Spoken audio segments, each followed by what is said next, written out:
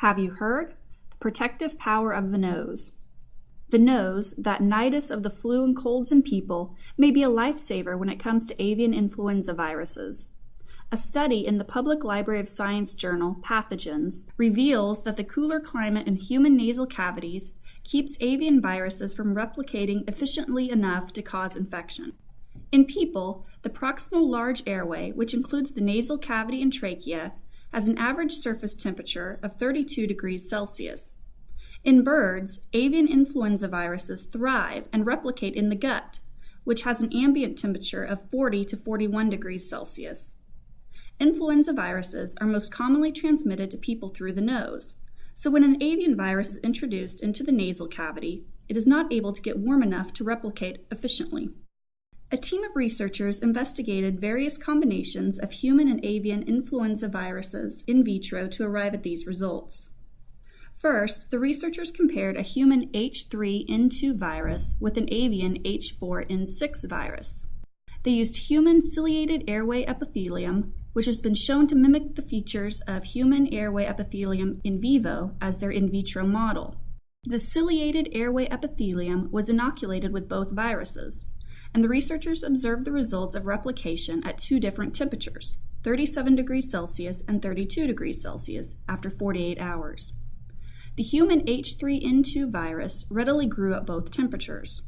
The avian H4N6 virus also grew at 37 degrees Celsius, but replication was slow to non-existent at 32 degrees Celsius.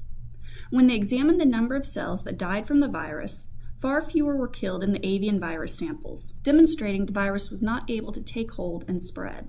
To establish that these findings weren't just applicable to the specific influenza strains tested, the researchers also inoculated human ciliated airway epithelium with two additional H3N2 human influenza viruses, and with a randomly selected H5N3 avian virus.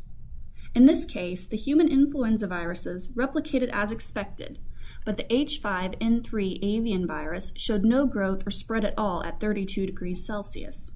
Next, they obtained a sample of a highly pathogenic H5N1 avian virus from a person that had died of the disease.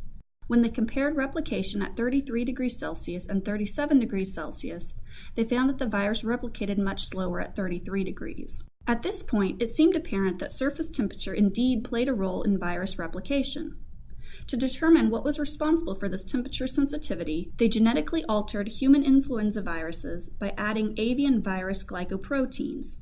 Again, the genetically altered viruses replicated more slowly at 32 degrees Celsius.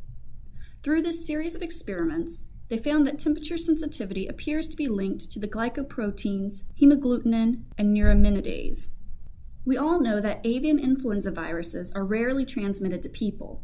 However, when they do occur, the results can be deadly. This study's findings illuminate one of the mutations avian influenza viruses must undergo in order to become pathogenic in people, and may help identify which strains are more likely to become a threat to human health. The researchers pointed out that the strains of avian influenza virus that do infect people tend to manifest in the distal airways and lungs, which makes sense since the temperature in these areas, which averages 37 degrees Celsius, is closer to the environment that the virus thrives in birds. But the viruses have to reach the distal airways first, and as this study shows, it's tough to get past the nose.